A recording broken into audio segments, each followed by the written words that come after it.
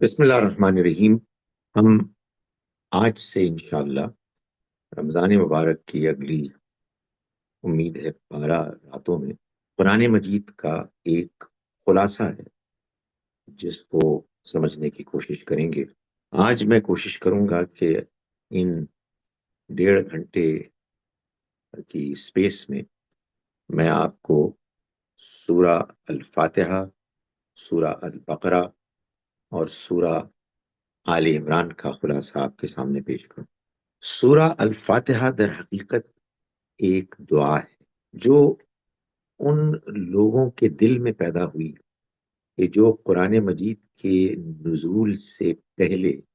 مکے میں خاص طور پر ایک اللہ کو ماننے والے تھے،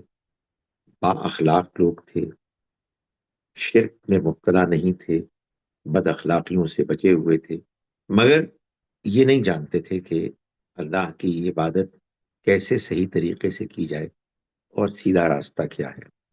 چنانچہ اللہ تعالیٰ نے نبی اکرم صلی اللہ علیہ وسلم کے قلب مبارک پر یہ دعا نازل فرمائی اور ان جذبات اور احساسات کو گویا کہ بہترین الفاظ دے دیے جو کہ ان لوگوں کے دل میں تھے کہ جو یہ تڑپ رکھتے تھے کہ ان کو صحیح راستہ معلوم ہو۔ چنانچہ فرمایا اعوذ باللہ من الشیطان الرجیم۔ یہ تو ہم ایک آیت پڑھتے ہیں جو سورہ النحل میں ہے کہ ہم اللہ کی پناہ مانگتے ہیں اس شیطان مردود کے شر سے کہ جو ہمارے دل میں وسوسہ اندازی کر کے قرآن مجید کی تعلیمات سے ہم کو دور کرتا ہے۔ بسم اللہ الرحمن الرحیم۔ ہم شروع کرتے ہیں اس اللہ کے نام کے ساتھ جس کی رحمت بے پناہ ہے، جس کی عنایت ہمیشہ کے لیے ہے۔ یہ آیت سورہ توبہ کے علاوہ قرآن مجید کی تمام صورتوں کے آغاز میں اس طرح سے آتی ہے کہ گویا کہ بائبل میں، اولڈ ٹیسٹمنٹ میں،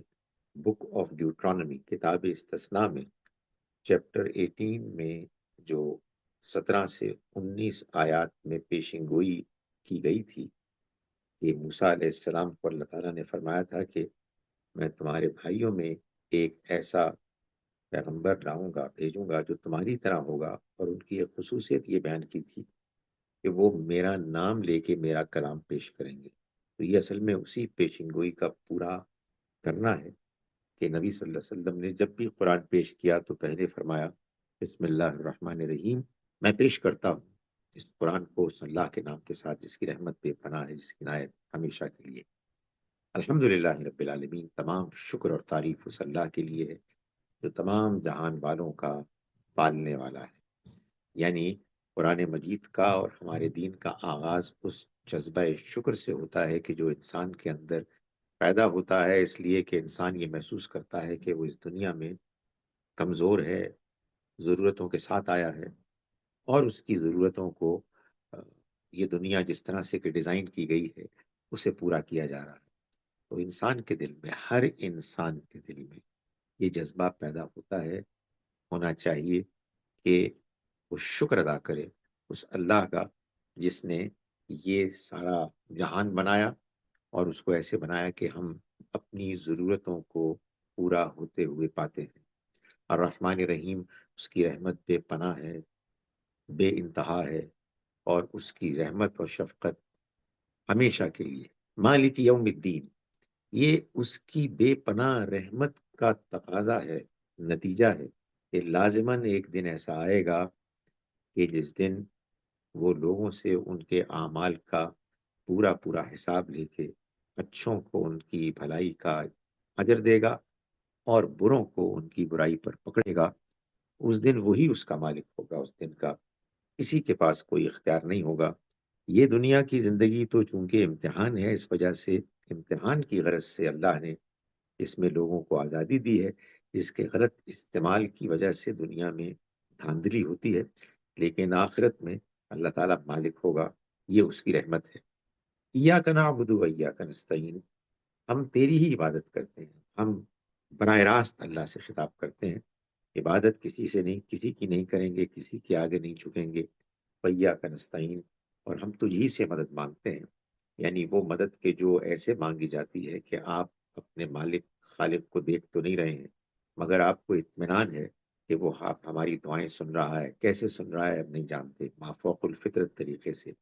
اور وہ ان کو قبول کرنے، پورا کرنے پر پوری قدرت رکھتا ہے. اہدنا الصراط المستقیم. ہم سب سے اہم دعا یہ کرتے ہیں کہ اے خدایا تو ہم کو سیدھے راستے کی رہنمائی فرما، اس پر چلنے کی توفیق دے، اور اس منزل مقصود تک پہنچا دے کہ جو ہماری منزل ہے، جس کے لیے ہم اس دنیا میں ایک طرف ایک میلان رکھتے ہیں. صراط الذین انعمت علیہم، جس راستے کو ہم تجھ سے مانگ رہے ہیں، یہ ان لوگوں کا راستہ ہے کہ جو ہم سے پہلے ہو گزرے اور تو نے ان پر انعام کیا. غیر المغضوب علیہم ولا الضالین، یہ ان لوگوں کا راستہ ہے جو نہ تو مغضوب علیہم ہوئے، ایسے ہوئے کہ وہ تیرے غضب کے مستحق ٹھہرے، اور نہ ہی وہ پھٹکے، نہ ہی وہ ایسے ہوئے کہ انہوں نے تیرا پیغام، تیرا کلام پایا مگر انہوں نے اس کو ناکافی سمجھا اور اپنے لیے الگ سے کچھ بدعتیں ایجاد کر لی. یہ سورہ ہے کہ جو اصل میں دعا ہے، اور یہ دعا وہ دعا ہے کہ جس کے لیے اللہ نے یہ فیصلہ کیا کہ ہم تمام نمازیں جب ہم پڑھتے ہیں تو اس کی ہر رکعت میں ہم یہ دعا پڑھتے ہیں. اور اس دعا کے پڑھنے کا ایک مقصد یہ ہوتا ہے کہ ہمارے اندر اس ہدایت کی ضرورت اور تڑپ زندہ رہے کہ جس کے لیے اللہ نے اپنا کلام نازل کیا، جس کے جواب میں اس نے اپنا کلام نازل کیا. اور پھر اس کے بعد یہ ضروری قرار دیا گیا کہ ہم اس سورہ فاتحہ کے بعد کم سے کم پہلی 2 رکعتوں میں فرض نماز میں قرآن کا ایک حصہ پڑھیں، تاکہ یہ بات واضح ہو، تازہ ہو کہ اللہ نے اس دعا کو سن لیا اور ہماری ہدایت اور رہنمائی کے لیے اس نے قرآن مجید جیسی عظیم روشنی ہدایت کی کتاب نازل فرمائی. فرمایا الف لام میم، یہ سورہ الف لام میم ہے. حروف مقطعات قرآن مجید کی بعض صورتوں کے شروع میں آئے ہیں. یہ ان صورتوں کے ہمارے نزدیک نام ہیں. ان میں سے ہر نام کا ایک مطلب ہے. وہ مطلب اس سورہ مبارکہ کے مضامین میں آپ کو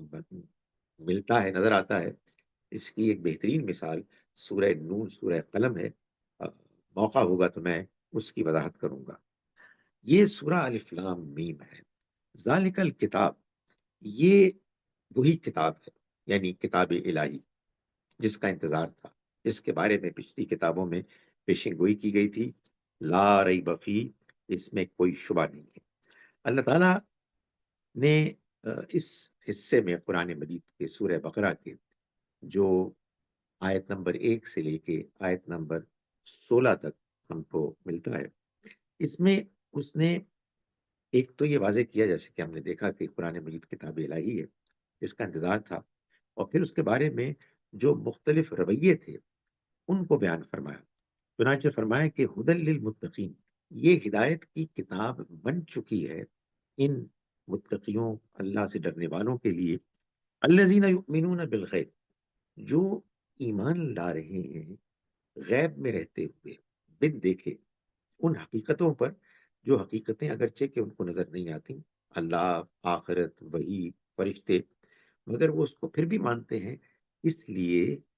کہ ان کے ماننے کے حق میں دلائل ایسے واضح ہیں کہ سوائے ہٹ دھرمی کے انسان ان کا انکار نہیں کر سکتا، بشرطے کہ وہ پیغام اور وہ دلائل اچھے طریقے سے دلائل کے ساتھ اس کے سامنے پیش کیے جائیں. فرمایا کہ وَيُقِيمُونَ الصَّلَاةَ وَمِمَّا رَزَقْنَاهُمْ يُنْفِقُونَ، یہ وہ لوگ ہیں کہ جو جب ایمان لے آتے ہیں تو پھر وہ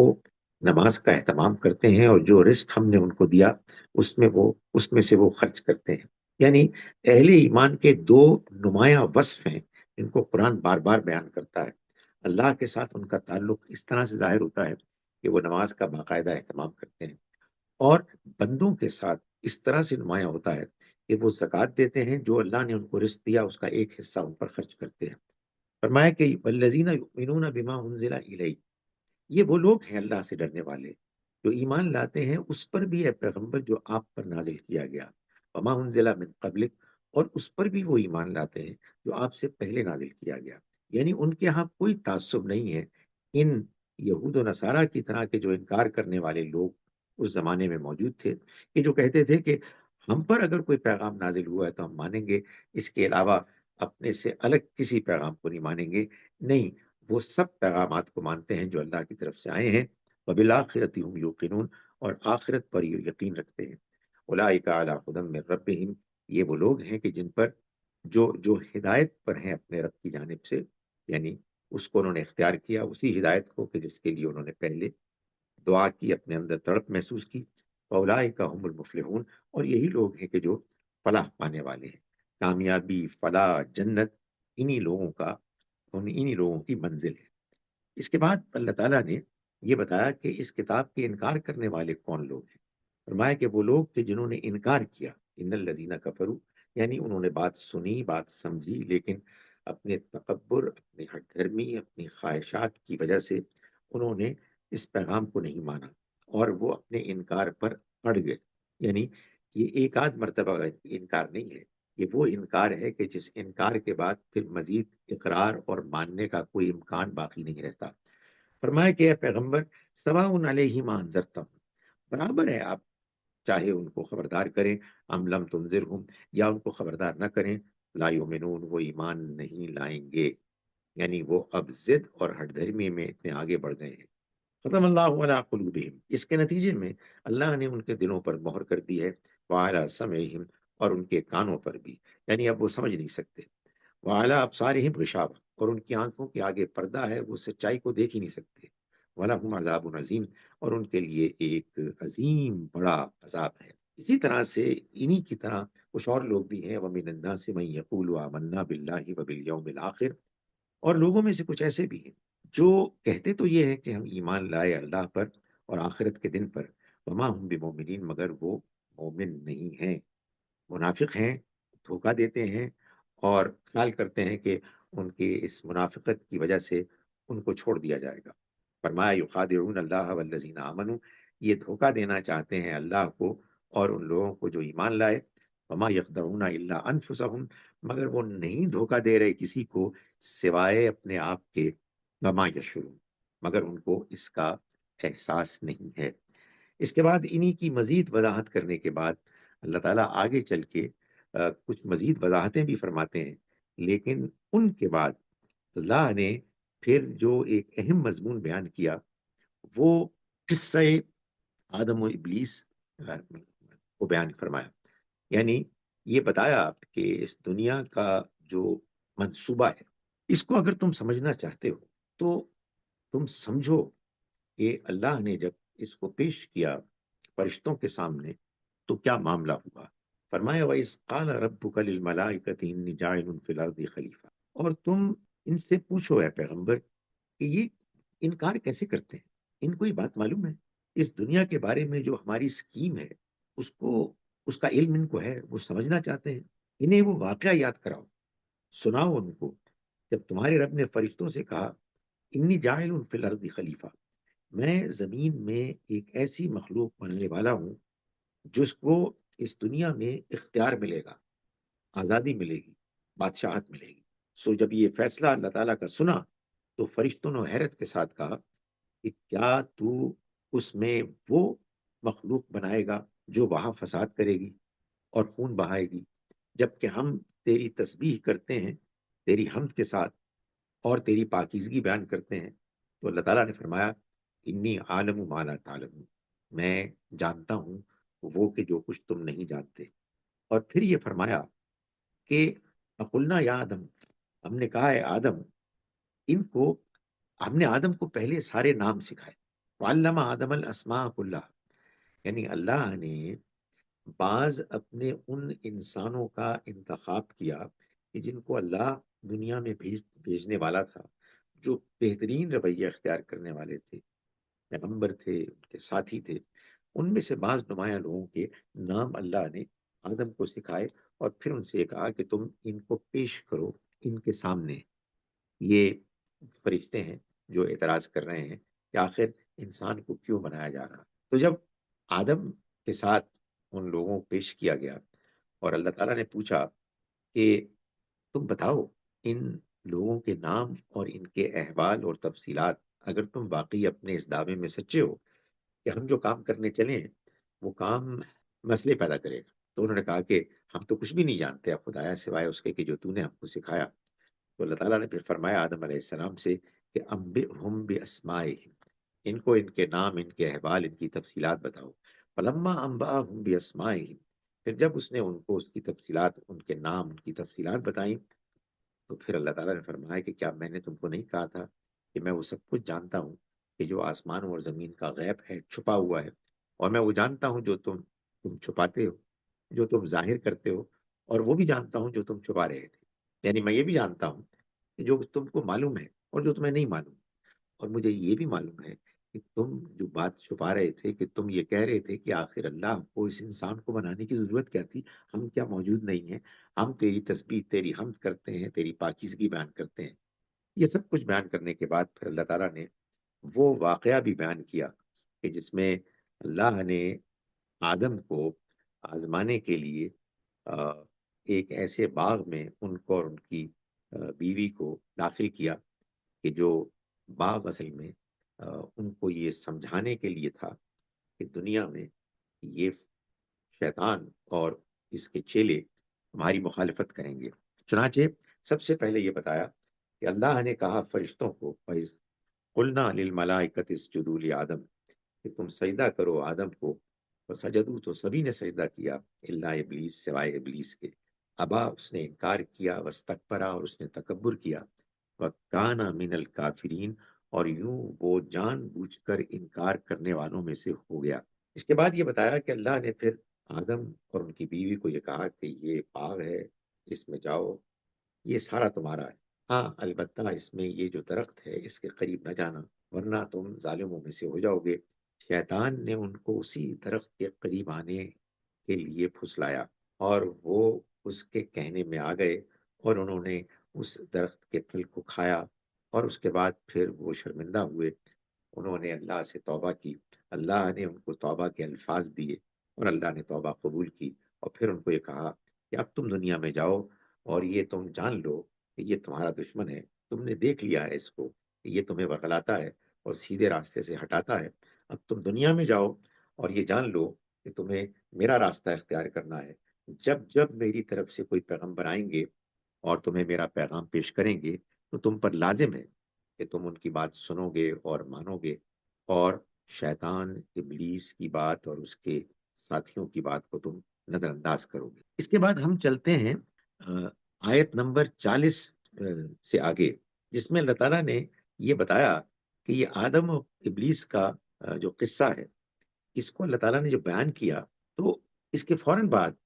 بنی اسرائیل کو دعوت دی، یعنی خاص طور پر یہود کو، کہ وہ قرآن مجید پر ایمان لائیں۔ فرمایا کہ یا بنی اسرائیل اذکروا نعمتی التی انعمت علیکم، اے بنی اسرائیل یاد کرو تم میری اس نعمت کو جو میں نے تم پر انعام کی، وَأَوْفُوا بِعَہْدِی، اور تم میرے عہد کو پورا کرو، اوفی بعہدکم، میں تمہارے عہد کو پورا کروں گا، جو وعدہ تم نے مجھ سے کیا ہے، یعنی اس دنیا میں میرے پیغام کو ماننے اور اس کی روشنی میں زندگی اختیار کرنے کا، وہ تم پورا کرو، تو میں تم سے کیا گیا وعدہ پورا کروں گا، یعنی میں تم کو دنیا میں بھی اور آخرت میں بھی سرخرو کروں گا۔ یا فرحبون، اور دیکھو مجھی سے ڈرو، یعنی مطلب یہ کہ لوگوں کی باتیں نہ سنو، لوگوں کے ڈرانے میں نہ آؤ، وہ تمہیں ورغلائیں گے، تمہیں تانے دیں گے، تمہیں سیدھے راستے سے ہٹائیں گے، لیکن تم ان کی پرواہ نہ کرو۔ وَآمِنُوا بِمَا أَنزَلْتُ مُصَدِّقًا لِمَا مَعَكُمْ، اور تم سے کیا تقاضا کیا جا رہا ہے، تم ایمان لاؤ اس پر کہ جو میں نے اتارا، نازل کیا، لما، اس کی تصدیق کرتے ہوئے، مصدقا لما معکم، اس کے مطابق، اس کی پیشنگوئیوں کے مطابق پورا اترتے ہوئے، کہ جو تمہارے پاس تمہاری کتابوں میں ہے، اس پیغام کو مانو جس کے بارے میں تم نے ہم سے یہ کمٹمنٹ کی تھی کہ جب وہ پیغام آئے گا تو نہ صرف یہ کہ تم اس کو مانو گے، بلکہ تم دنیا والوں کو بھی اس کے بارے میں بتاؤ گے کہ یہ اللہ کا کلام ہے۔ اور دیکھو اس سلسلے میں ولا تشترو ولا تکونوا اول کافر بھی، اور تم اس کے پہلے ہی انکار کرنے والے نہ بن جانا، ولا تشترو بیااتی ثمنا قلیلا، اور ہماری آیات کو تھوڑی قیمت کے بدلے میں مت بیچنا، یعنی یہ تم کیوں گریز کر رہے ہو ایمان لانے سے، تم کو یہ معلوم ہے کہ یہ ہمارا کلام ہے، اور تم اپنی شہرت، اپنی چودراہٹ، اپنے ریلیشن شپ، اپنی جو پاور ہے، اس کی وجہ سے تم اس کلام کو نظر انداز کر رہے ہو، یہ بڑی تھوڑی قیمت ہے کہ تم اختیار کر رہے ہو، حاصل کر رہے ہو، وَإِيَّايَ فَاتَّقُونَ، اور دیکھو تم مجھی سے ڈرو۔ اس کے بعد یہ دعوت دیتے ہوئے اللہ تعالیٰ نے یہ بات بیان فرمائی کہ دیکھو کچھ باتیں تم صحیح کر رہے ہو، لیکن سچ کو جھوٹ کے ساتھ نہ ملا، لوگوں کو دھوکہ مت دو، نماز پڑھو، زکوٰۃ ادا کرو، اور یہ جو تمہارے سامنے لوگ نماز پڑھ رہے ہیں، رکوع کر رہے ہیں، ان کے ساتھ شامل ہو جاؤ۔ تمہیں بھی معلوم ہے یہی اللہ کی بتائی ہوئی عبادت ہے، اس کا طریقہ ہے۔ اور یہ فرمایا کہ دیکھو تم لوگوں کو تو نیکی کا حکم دیتے ہو اور خود تم اپنے آپ کو بھول جاتے ہو، حالانکہ تم کتاب پڑھ رہے ہو۔ کتنی عجیب بات ہے! تم اللہ سے مدد مانگو، نماز کے ذریعے سے، صبر کے ذریعے سے صبر کرو، اپنے اوپر برداشت کرو، اپنے آپ کو روکو ان ٹیمپٹیشن سے کہ جو تمہارے اندر پیدا ہو رہی ہیں تمہیں اللہ کے راستے سے روکنے کے لیے۔ تو تم ایسا کرو، اور یہ جان لو کہ یہ کوئی آسان چیز نہیں ہے، یہ سوائے ان لوگوں کے لیے کہ جو خشوع کرنے والے ہیں، خشوع و خضوع رکھنے والے ہیں، اپنے اندر عاجزی انکساری پیدا کرنے والے ہیں۔ یہ وہ لوگ ہیں کہ جن کو گمان غالب ہے، وہ ایک پریڈومیننٹ انڈرسٹینڈنگ رکھتے ہیں کہ انہیں اپنے رب سے ملاقات کرنی ہے اور انہیں اس کی طرف جانا ہے۔ اور پھر یہ فرمایا کہ اے بنی اسرائیل، آ، یاد کرو میری وہ نعمت کی جو میں نے تم کو کی، اور ڈرو اس دن سے جس دن کوئی نفس کسی نفس کے کام نہیں آئے گا۔ یعنی یہ بھی بتایا کہ ہم نے تم کو فضیلت دی، تمام جہان والوں، ہم نے تمہیں یہ مقام دیا کہ تم اس پیغام کو دنیا والوں کے سامنے پیش کرو، اور ڈرو اس کی نافرمانی کرنے سے، اس دن سے ڈرو جس دن کوئی انسان کسی انسان کے کچھ بھی کام نہیں آئے گا، کوئی سفارش قبول نہیں کی جائے گی، اور کوئی فدیہ، کوئی پیمنٹ وصول نہیں کی جائے گی بچانے کے لیے، اور نہ ہی کوئی خارج سے مدد کی جائے گی۔ اس کے بعد اللہ تعالیٰ نے بنی اسرائیل کو ان کی تاریخ کے بہت سے واقعات بتائے، اور ان کو بتایا کہ کس کس طرح سے ماضی میں بھی تمہارے ان اسلاف نے کہ جن پر تمہیں بہت فخر ہے، انہوں نے جب جب ہمارے پیغام کے ساتھ کوتاہی کی نا، اس کو نظر انداز کیا، تو ہم نے تب تب ان کو دنیا میں بھی سزا سے دوچار کیا، اور وہ ہمارے مسترد لوگوں میں سے ہوئے۔ تو اس لیے یہ جان لو کہ محض بنی اسرائیل میں سے ہونا، محض پیغمبروں کی اولاد ہونا،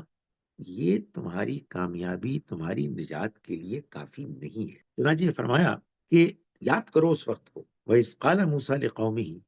کہ جب موسیٰ نے اپنی قوم کے لوگوں سے کہا، ان اللہ یأمرکم ان تذبحوا بقرہ، کہ اللہ تمہیں حکم دیتا ہے کہ تم ایک گائے ذبح کرو۔ ایک سیدھا سادہ گائے کو ذبح کرنے کا حکم تھا، مگر چونکہ تمہارے ان بزرگوں کو یہ بات منظور نہیں تھی کہ گائے ذبح ہو، اس کے نتیجے میں یہ معلوم ہو کہ قاتل کون ہے، تو انہوں نے ٹال مٹول کرنی شروع کر دی، اپنی مرضی، آ، اپنی خواہش، اپنے تعلقات کی وجہ سے انہوں نے خدا کے دین، خدا کے پیغمبر کو اگنور کرنا شروع کر دیا۔ فرمایا کہ وہ کہنے لگے کہ کیا تم ہم سے مذاق کر رہے ہو؟ تو انہوں نے فرمایا موسیٰ علیہ السلام نے کہ میں اللہ کی پناہ مانگتا ہوں کہ اس طرح کا جاہل بن جاؤں۔ تو انہوں نے پھر ٹال مٹول کرنے کے لیے سوالات کرنے شروع کر دیے، اور یہ پوچھنا شروع کر دیا کہ یہ بتائیں کہ وہ گائے کیسی ہو، یعنی اس کی کیا عمر ہو۔ اس کے بعد انہوں نے پوچھا کہ اس کا رنگ کیسا ہو۔ پھر اس کے بعد انہوں نے پوچھا کہ یہ بتاؤ کہ ابھی تک بات سمجھ میں نہیں آئی ہے، کوئی واضح بات بتاؤ کہ جس کے نتیجے میں ہم یہ بات سمجھ لیں کہ ہم سے کیا کہا جا رہا ہے، کس کے لیے، کس کو ذبح کرنے کے لیے کہا جا رہا ہے۔ تو موسیٰ علیہ السلام نے فرمایا کہ وہ اللہ فرماتا ہے کہ وہ گائے محنت والی نہ ہو کہ زمین جوتتی اور فصلوں کو پانی دیتی ہو، وہ ایک ہی رنگ کی ہو، اس میں کسی دوسرے رنگ کی آزمائش نہ ہو، آمیزش نہ ہو۔ بولے اب تم واضح بات لے کر آئے ہو۔ اس طرح انہوں نے اس کو ذبح کیا، اور لگتا نہ تھا کہ وہ ایسا کریں گے۔ یہ ان کی نالائقیاں تھیں، جن کو تم سمجھتے ہو کہ وہ اتنے اللہ کے پسندیدہ تھے کہ چونکہ تم ان کی اولاد ہو تو تم بھی اسی طرح سے اللہ کے پسندیدہ ہو۔ نہیں، ایسا ہے کہ تمہارے بزرگوں میں پیغمبر بھی تھے، اور پیغمبر کے ساتھی بھی تھے، اچھے لوگ بھی تھے، لیکن ایسے نالائق لوگ بھی تھے۔ تو دونوں میں فرق کیسے ہوا؟ ان کے رویے کی وجہ سے۔ تم سے بھی یہ تقاضا کیا جا رہا ہے کہ اگر تم اللہ کے پسندیدہ بندے بننا چاہتے ہو تو تم اپنے رویے کو ٹھیک کرو۔ اس کے بعد یہ فرمایا کہ ہم نے ان کو یہ کہا کہ تم وَإِذْ قَتَلْتُمْ نَفْسًا فَادَّارَأْتُمْ فِيهَا، تم نے ایک جان کو قتل کیا، یعنی تمہارے بعض لوگوں نے، اور تم ایک دوسرے کے اوپر اس کو ٹال رہے تھے۔ اور اللہ تھا کہ وہ فیصلہ کرنے والا تھا جو کچھ تم چھپاتے تھے،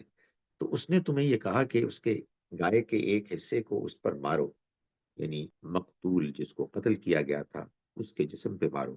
وہ زندہ ہو گیا، اس نے بتایا کہ اس کا قاتل کون تھا،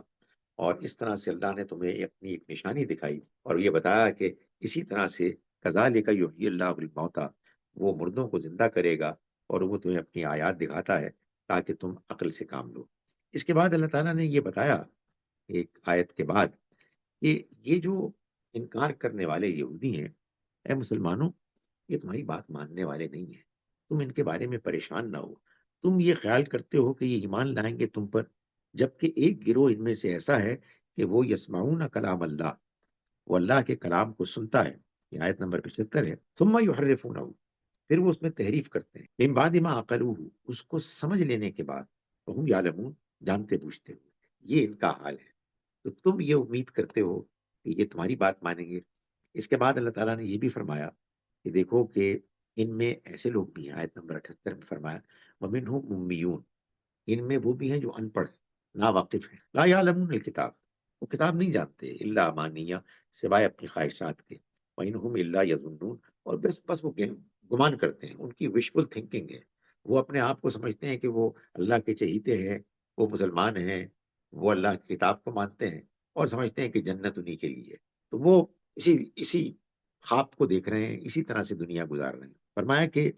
فَوَيْلٌ لِّلَّذِينَ يَكْتُبُونَ الْكِتَابَ، تو بربادی ہو، برا ہو ان لوگوں کا کہ جو کتاب اور مذہبی فتوے لکھتے ہیں اپنے ہاتھوں سے، اور بیائیدیہم، اپنے ہاتھوں سے، ثم یقولون، پھر یہ کہتے ہیں ھذا من عند اللہ، یہ اللہ کی طرف سے، کمال نہیں ہے بھائی، یہ آپ کا اوپینین ہے، آپ نے ایک رائے قائم کی، آپ کا بڑا مقام ہے، ہم آپ کی عزت کرتے ہیں، لیکن یہ بات کہ آپ ایک عام آدمی کو یہ کہہ رہے ہیں کہ یہ خدا کا حکم ہے، آپ بتائیں کہ یہ میں نے اس آیت سے یہ سمجھا ہے، میں نے اس حدیث سے یہ سمجھا ہے۔ فرمایا فَوَيْلٌ لِّلَّذِينَ يَكْتُبُونَ الْكِتَابَ بِأَيْدِيهِمْ، بربادی ہو ان لوگوں کے لیے کہ جو لکھتے ہیں کتاب فتوے اپنے ہاتھوں سے، ثم یقولون، پھر یہ کہتے ہیں ھذا من عند اللہ، یہ اللہ کی طرف سے، لیشتروا به ثمنا قلیلا، تاکہ اس کے ذریعے سے کچھ تھوڑی سی قیمت حاصل کریں، کچھ شہرت، کچھ عزت، کچھ پیسے۔ فرمایا کہ فَوَيْلٌ لَّهُم مِّمَّا كَتَبَتْ أَيْدِيهِمْ، تو بربادی ہو ان کے لیے جو کچھ ان کے ہاتھ لکھتے ہیں، وَوَيْلٌ لَّهُم مِّمَّا يَكْسِبُونَ، اور بربادی ہو ان کے لیے کہ جو کچھ وہ کماتے ہیں۔ وَقَالُوا لَن تَمَسَّنَا النَّارُ إِلَّا أَيَّامًا مَّعْدُودَةً، اور انہوں نے کہا، انہوں نے، یہ عام لوگوں نے جن کی کچھ خواہشات تھیں، مذہبی دینی خواہشات، ان کو اب بیان کیا کہ وہ کیا تھی۔ فرمایا، انہوں نے کہا کہ ہمیں تو آگ نہیں چھوئے گی مگر چند دنوں کے لیے، یعنی جیسے ہم مسلمان بھی کہتے ہیں کہ ہم میں سے کوئی گیا بھی تو چند دنوں کے لیے جائے گا، ورنہ ہم جنت کے لیے جائیں گے، جنت میں جائیں گے، ہم جنت کے لیے پیدا ہوئے ہیں۔ قل، ان سے پوچھو، اتخذتم عند اللہ عہدا، کیا تم نے اللہ سے کوئی عہد لیا ہے؟ فلن یخلف اللہ وعدہ، پھر اللہ تعالیٰ اپنے اس عہد کو نہیں توڑے گا، خلاف ورزی نہیں کرے گا۔ ام تقولون علی اللہ ما لا تعلمون، یا تم اللہ کے بارے میں وہ بات کہہ رہے ہو کہ تم جانتے ہی نہیں ہو، تمہیں خود نہیں معلوم ہے، ایسے ہی بے پر کیوں اڑا رہے ہو اپنی طرف سے، کیونکہ یہ تمہاری خواہش ہے۔ بلا، کیوں نہیں، اصل بات یہ ہے، من کسب سیئۃ، جس کسی نے کوئی برائی کی، کوئی بھی ہو، وَأَحَاطَتْ بِهِ خَطِیئَتُهُ، اور اس کی برائی نے اس کو گھیر لیا، فَأُولَٰئِکَ أَصْحَابُ النَّارِ، تو یہ لوگ آگ والے ہوں گے، ہم فیہا خالدون، وہ اس میں ہمیشہ رہیں گے۔ کوئی مذہب، کوئی دین ان کا ہو، اگر وہ یہ کریں گے تو وہ بچ نہیں سکتے۔ والذین آمنوا وعملوا الصالحات، رہے وہ لوگ کہ جو ایمان لائے اور جنہوں نے نیک عمل کیے، اولئک اصحاب الجنہ، وہ جنت والے ہوں گے، ہم فیہا خالدون، وہ اس میں ہمیشہ رہیں گے۔ اس کے بعد اللہ تعالیٰ نے یہ بتایا بنی اسرائیل کی تاریخ کرنے کو بیان کرنے کے بعد کہ اللہ کا بھی یہ فیصلہ ہے کہ اس کو قبلہ بدلنا ہے، اور قبلے کے بدلنے کا جو اس کا فیصلہ ہے وہ اصل میں ایک علامت ہے کہ اب بنی اسرائیل سے یہ منصب لے کر کہ جو ان کو صدیوں حاصل رہا، اب اللہ تعالیٰ اسے سونپ رہا ہے بنی اسماعیل کو، بنی اسماعیل کے حوالے کر رہا ہے، یعنی اسماعیل علیہ السلام کی وہ اولاد کے جو مکے میں آ کے آباد ہوئی، جن میں اللہ کے وعدے کے مطابق کہ جو وعدہ اللہ تعالیٰ نے ابراہیم اور اسماعیل علیہ السلام کی دعا کے نتیجے میں کیا، وہ دعا کے جو خانہ کعبہ کو بناتے وقت انہوں نے کی، جس کا ذکر اسی سورہ مبارکہ کے پہلے حصے میں آیا، جس کو میں نے بیان نہیں کیا لیکن وہ بھی اس میں شامل ہے۔ اللہ تعالیٰ نے یہ فیصلہ کیا ہے کہ اب ان کو یہ شرف حاصل ہوگا وہ شرف کہ جو اس سے پہلے بنی اسرائیل کو حاصل رہا۔ تو فرمایا کہ سیقول السفہاء من الناس ما ولاهم عن قبلتهم التي كانوا علیہا، تو ان قریب کچھ احمق بے وقوف لوگ کہیں گے کہ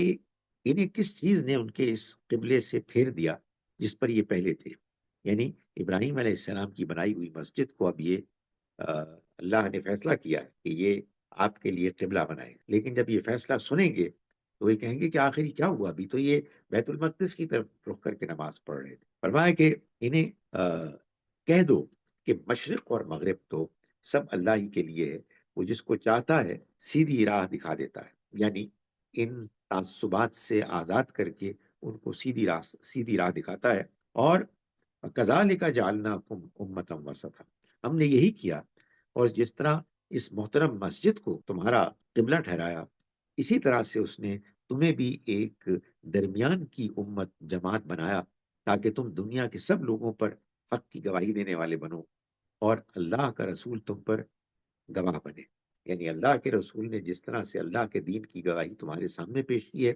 اسی طرح سے تم دنیا والوں کے سامنے، اے پیغمبر کے ساتھیوں، تم دنیا والوں کے سامنے یہ گواہی پیش کرو، اور بعد میں تمہاری اولاد بھی، بنی اسماعیل بھی بنی اسرائیل ہی کی طرح یہ ذمہ داری پوری کرے۔ یہ بات بیان کرنے کے بعد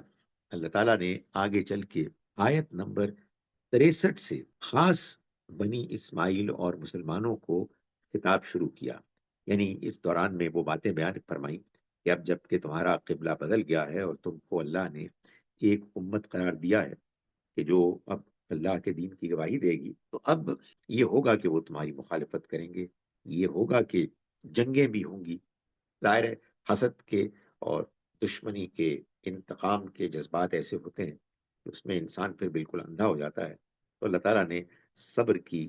تلقین کی اور یہ کہا کہ جو تم میں سے اس راستے میں مارے جائیں گے ان کو مردہ نہ کہنا، نہیں، وہ زندہ ہیں، اللہ کے ہاں موجود ہیں، مگر تمہیں اس کا شعور نہیں۔ اس کے بعد اللہ تعالیٰ نے مسلمانوں کو خطاب کیا، اور اس خطاب کا آغاز ہوا آیت نمبر 163 سے، اور فرمایا کہ وَإِلَٰهُكُمْ إِلَٰهٌ وَاحِدٌ، جان لو کہ تمہارا معبود تو ایک ہی معبود ہے، لا الہ الا ہو، اس کے سوا کوئی معبود نہیں، وہ معبود ہے، سب کا بنانے والا ہے، دنیا کا چلانے والا ہے، دعاؤں کا سننے والا ہے، قبول کرنے والا ہے، وہی مستحق ہے کہ تم اس کے آگے جھکو، اس کی عبادت کرو، اس سے ڈرو، اس پر اعتماد کرو، اس کا شکر ادا کرو۔ اس کے علاوہ ایسی کوئی ہستی ہے ہی نہیں۔ لیکن یہ نہ سمجھو کہ وہ اتنا بڑا ہے، اتنا طاقتور ہے تو وہ بس روب ہی کے ساتھ جیتا ہے، نہیں،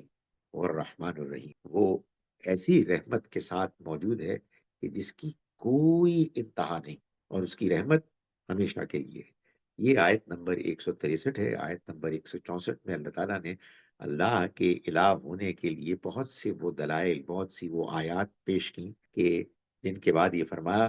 کہ یہ سب نشانیاں ہیں لقومی یعقلون، ان لوگوں کے لیے کہ جو عقل سے کام لینے والے ہیں۔ گویا کہ یہ بتا دیا کہ اللہ تعالیٰ کے پیغام کو وہی لوگ سمجھیں گے، وہی لوگ مانیں گے کہ جو عقل سے کام لیتے ہیں۔ جو عقل سے کام نہیں لیں گے، جو تعصبات، جذبات اور اپنی انا کے اندر محصور ہیں، اس میں جکڑے ہوئے ہیں، وہ ایمان نہیں لا سکتے۔ سو اللہ تعالیٰ نے ان باتوں کو بیان کیا، اس کی وضاحت کی، اور پھر اللہ نے مسلمانوں کو وہ شریعت دی کہ جس شریعت کو اللہ تعالیٰ نے قرآن مجید میں مختلف موقعوں پر بیان کیا، لیکن اس کا آغاز اس نے سورہ بقرہ کے آیت نمبر 177 سے کیا، اور اس میں گویا کہ اللہ نے اس دین کا، جس میں کہ شریعت ایک بہت اہم حصہ ہے، اس کو بیان کیا کہ وہ کیا خلاصہ ہے، وہ کیا اسپرٹ ہے کہ جو پورے دین میں پائی جائے گی۔ تو فرمایا کہ آیت نمبر 177 میں 177 میں لیس البر ان تولوا وجوہکم قبل المشرق والمغرب، نیکی اور اللہ کے ساتھ وفاداری بس یہی نہیں ہے کہ تم اپنے چہروں کا رخ کرو مشرق کی طرف یا مغرب کی طرف۔ یہ در حقیقت ان لوگوں کے لیے اللہ کی طرف سے ایک اشارہ ہے کہ جو نماز کے ڈائریکشن کے لیے آپس میں لڑتے تھے، یہود کہتے تھے یہ مغرب ہے، نصارہ کہتے تھے کہ وہ مشرق ہے۔ فرمایا یہ نیکی اور وفاداری نہیں ہے، ٹھیک ہے، اس کا بھی ایک مقام ہے، لیکن وَلَٰكِنَّ الْبِرَّ مَنْ آمَنَ بِاللَّهِ وَالْيَوْمِ الْآخِرِ، اصل وفاداری اور اصل نیکی تو ان کی وفاداری ہے کہ جو پورے دل سے اللہ کو مانے اور قیامت کے دن کو مانے اور اللہ کے فرشتوں کو مانے اور اس کی کتابوں کو مانے اور اس کے نبیوں کو مانے، اور مال کی محبت کے باوجود اسے قرابت مندوں، رشتہ داروں، یعنی غریب رشتہ داروں، یتیموں، مسکینوں، مسافروں اور مانگنے والوں پر اور لوگوں کی گردنیں چھڑانے میں خرچ کریں، یعنی وہ جو غلام لونڈیاں بنے ہوئے ہیں ان کو آزاد کرنے میں خرچ کریں، اور نماز کا اہتمام کریں اور زکوٰۃ دیں۔ اور وفاداری تو ان کی وفاداری ہے جو عہد کر بیٹھیں تو اپنے اس عہد کو پورا کرنے والے، اور خاص کر ان کی جو تنگی اور بیماری میں اور جنگ کے موقع پر ثابت قدم رہنے والے ہوں، یہی ہیں جو اللہ کے ساتھ اپنے عہد وفا پر سچے ہیں، اور یہی ہیں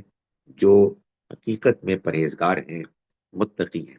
اس کے بعد قرآن مجید نے تفصیل کے ساتھ مختلف شریعت کے وہ پہلو بیان کیے کہ جن کی ضرورت اس زمانے میں پیش آئی کہ جب ہجرت کرنے کے بعد مسلمان مدینہ منورہ گئے، اور پھر اس کے بعد اللہ کے دین پر انہوں نے اجتماعی طور پر عمل کرنا شروع کیا، اور اس بات کی بھی ضرورت پیش آئی کہ وہ دشمنوں کے ساتھ لڑیں، جہاد کریں۔ تو اللہ تعالیٰ نے ان کی رہنمائی فرمائی۔ آغاز ایسے ہوا کہ اللہ نے یہ بتایا کہ جان کی حرمت کا تقاضا یہ ہے کہ اگر کوئی قتل ہو تو پھر اس قتل کے نتیجے میں جو قاتل ہے اس کو سزا ملے۔ اس کے بعد اللہ نے مال کی حرمت کے لیے بتایا کہ مال کو جب کوئی شخص مرتا ہے تو اس کو تقسیم ہونا ہے انصاف کے ساتھ، اور مرنے والے کو چاہیے کہ وہ مرنے سے پہلے اپنے مال کے بارے میں یہ فیصلہ کر جائے کہ وہ کس طرح تقسیم ہونا ہے۔ یہ تمہید تھی کہ اس کے بعد قانون وراثت کو نازل ہونا۔ پھر اللہ تعالیٰ نے رمضان کے روزوں کا حکم دیا اور یہ فرمایا کہ تم یہ روزے رکھو اور اپنے اندر تقوی پیدا کرو، اس لیے کہ یہ تقوی ہے کہ جس کے نتیجے میں تم اللہ کے دین شریعت کو حقیقت میں اس کی صحیح اسپرٹ کے ساتھ اختیار کر سکتے ہو۔ اس کے بعد پھر یہ بات سامنے آئی کہ مسلمانوں کے اندر قبلے کے بدلنے کے بعد یہ جذبہ پیدا ہوا کہ وہ حج عمرہ کرنے جائیں، مگر مکے میں جو کفار قابض تھے اللہ کے گھر پر وہ اس سے ان کو روک رہے تھے۔ اس کے نتیجے میں یہ امکان پیدا ہوا کہ اب لڑائی ہوگی اور جہاد ہوگا۔ تو اللہ تعالیٰ نے مسلمانوں کو اس بات پر ابھارا کہ اگر اس کی نوبت آ گئی تو پھر تمہیں لڑنا ہے، تم ابھی پہلے اقدام تو نہیں کرو گے، لیکن یہ جان لو کہ فتنہ، یعنی لوگوں کو ان کے اپنے آزادانہ پسند کے دین سے روکنا اور ان کو اس کی وجہ سے اذیت دینا، پرسیکیوٹ کرنا، یہ زیادہ بڑا فتنہ ہے۔ پھر یہ بتایا کہ اس کے لیے اللہ کے راستے میں خرچ بھی کرنا ہوگا۔ یہ بتایا کہ یہ حج اور عمرہ جو تم کرنا چاہتے ہو تو یہ حج کیا ہے، یہ عمرہ کیا ہے، اس میں کن چیزوں کو تمہیں ملحوظ رکھنا ہے۔ پھر یہ بتایا کہ دیکھو جب تم یہ کرو گے، اللہ کی راہ میں خرچ کرو گے، اللہ کے راستے میں لڑو گے، تو پھر یہ ہوگا کہ کچھ لوگ اللہ کے راستے میں اپنی جان دیں گے، کچھ عورتیں بیوہ ہوں گی، کچھ بچے یتیم ہوں گے، پھر ان کی دیکھ بھال کی ضرورت پیش آئے گی، پھر ان عورتوں سے نکاح کا معاملہ پیش آئے گا، جب نکاح ہوگا تو پھر طلاق کا بھی سوال پیدا ہوتا ہے، تو طلاق کی تفصیلات بیان کی، اور اس دوران میں اللہ تعالیٰ نے نماز کو بھی ایمفسائز کیا، اللہ کے راستے میں خرچ کرنے کو بھی بیان کیا،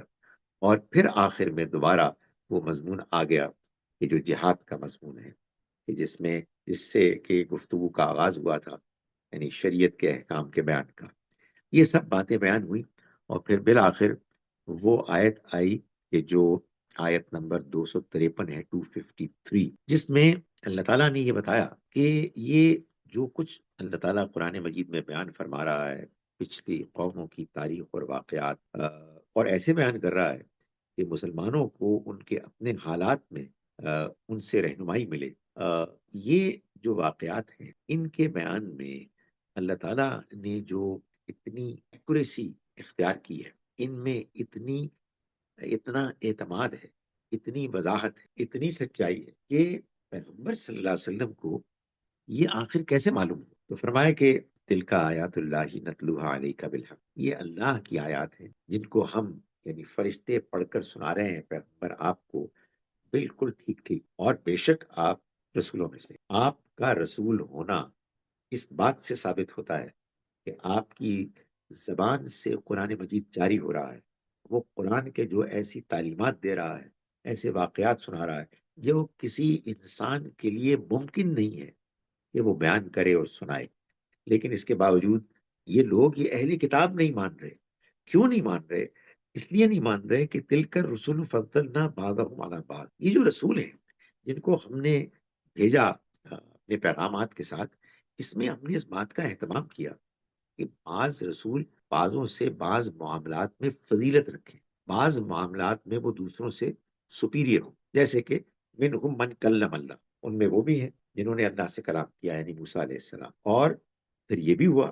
کہ ہم نے دی عیسیٰ ابن مریم کو کھلی نشانیاں،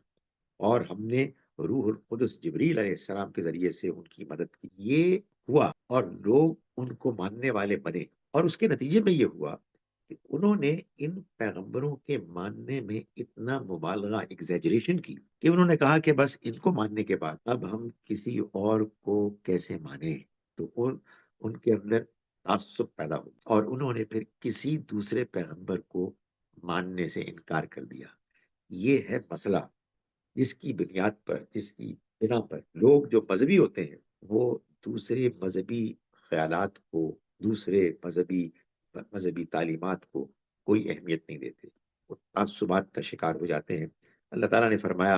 آیت نمبر 254 میں کہ ایمان والو ان کو چھوڑو اور خرچ کرو تم اپنے مال کو اللہ کے راستے میں، اس سے پہلے کہ وہ دن آ جائے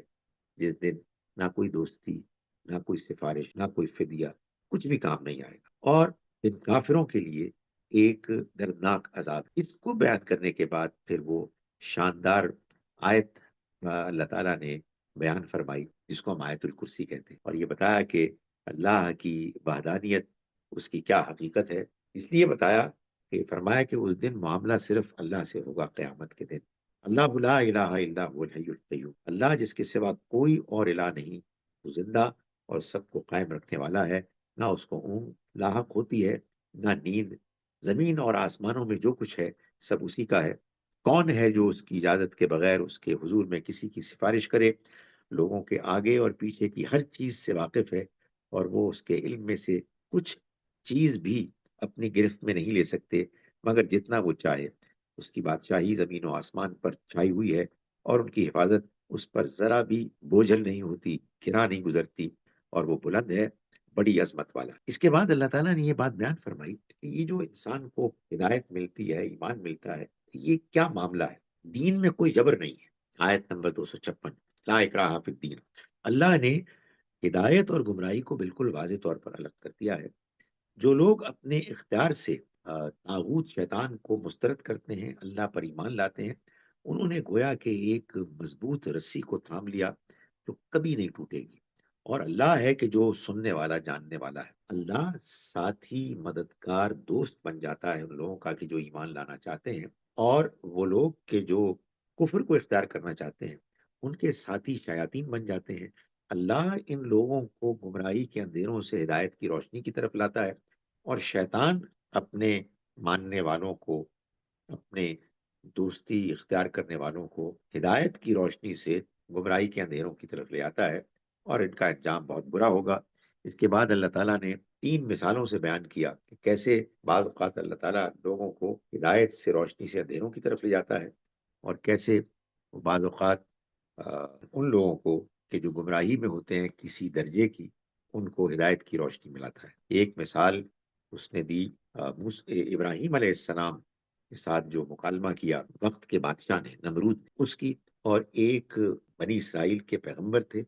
ان کے بارے میں مختلف اوپینینز ہیں وہ کون تھے، لیکن ان کو یہ خیال ہوا کہ اللہ کیسے لوگوں کو دوبارہ زندہ کرے گا اور ان کو یہ طاقت دے گا کہ وہ اللہ کے راستے میں لڑیں اور اس کے پیغام کو غالب کریں. تو اللہ نے ان کو ایک ایسا روحانی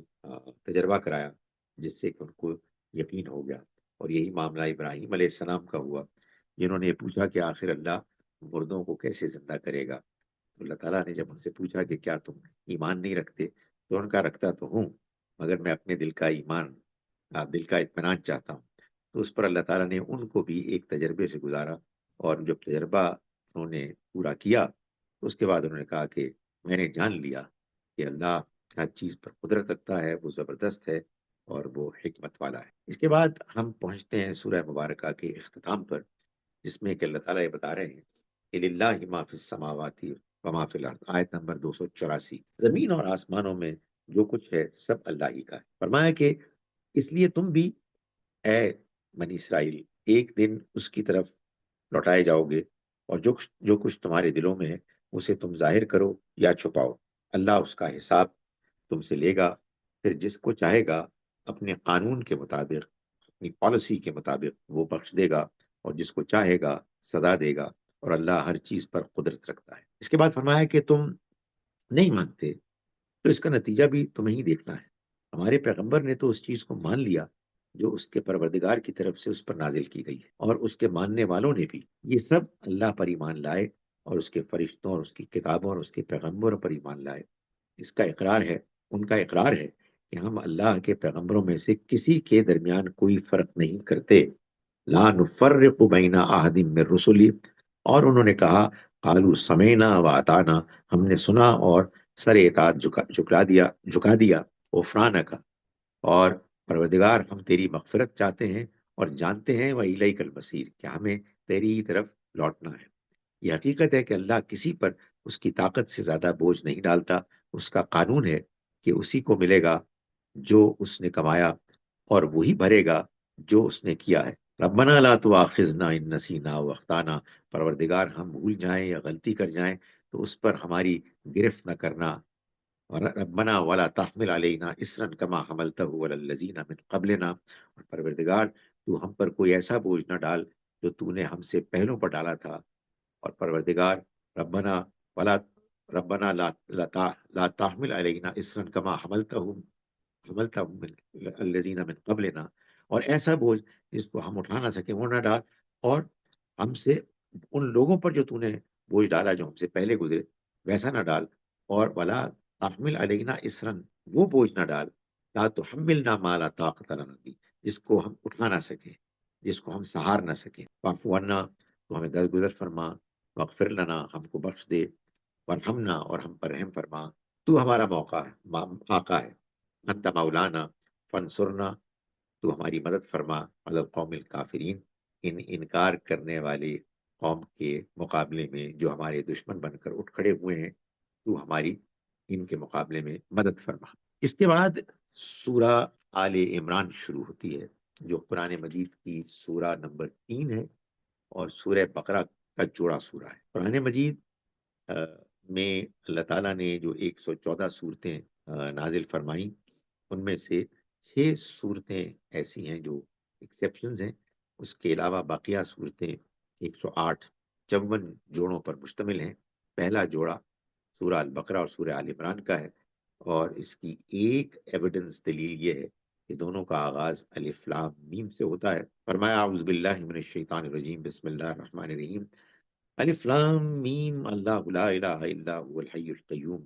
اللہ نہیں ہے کوئی معبود سوائے اس کے، وہ زندہ ہے، سب کو قائم رکھنے والا ہے۔ نزل علیک الکتاب بالحق، اس نے نازل کی اہتمام کے ساتھ یہ کتاب بالکل حق کے ساتھ، یعنی یہ ٹھیک اللہ کی کتاب ہے جو ان پیشن گوئیوں کے مطابق نازل ہوئی ہے جو اس سے پہلے اہل کتاب کے پاس موجود تھیں، اور ان پیشن گوئیوں کے ساتھ وہ کتابیں بھی تھیں جن کو کہ اس نے نازل کیا، یعنی وانزل التوراۃ والانجیل، اس نے تورات اور انجیل کو نازل کیا۔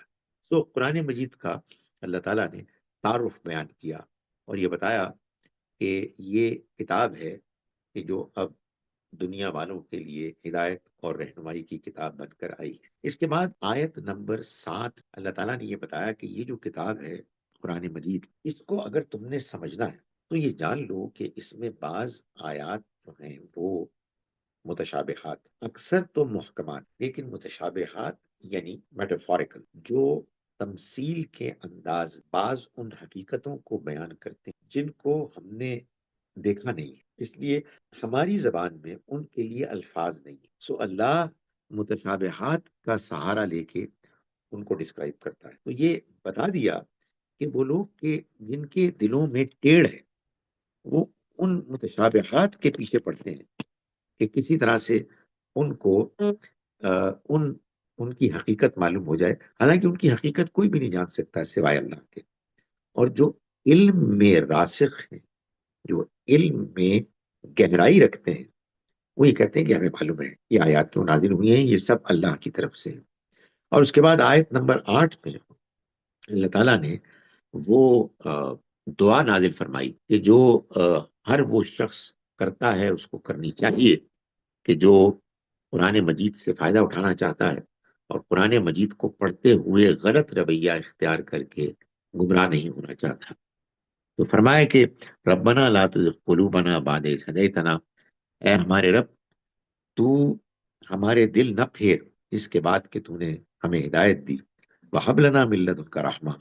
اور تو ہمیں اپنی جانب سے عنایت رحمت عطا فرما، انک انت الوہاب، یقیناً تو بہت دینے والا ہے۔ یعنی ہمارے دل سیدھے رہیں، ہم سچائی کو جانتے رہیں، ہم غلط رویے اختیار نہ کریں، جس کے نتیجے میں بجائے اس ہدایت کے جو ہم چاہتے ہیں، ہم گمراہی کی طرف دھکیل دیے جائیں۔ اس کے بعد اللہ تعالیٰ نے آیت نمبر 18 سے جو بات بیان فرمائی، اس میں یہ بتایا کہ اللہ کی ذات وہ ذات ہے کہ جو قائم بالقسط ہے، وہ انصاف پر کھڑا ہے، اس نے اس کائنات کو بنایا ہے، وہ خالق ہے، وہ مالک ہے، وہ طاقتور ہے، ہر فیصلہ کر سکتا ہے، وہ چاہتا جو چاہے کرتا،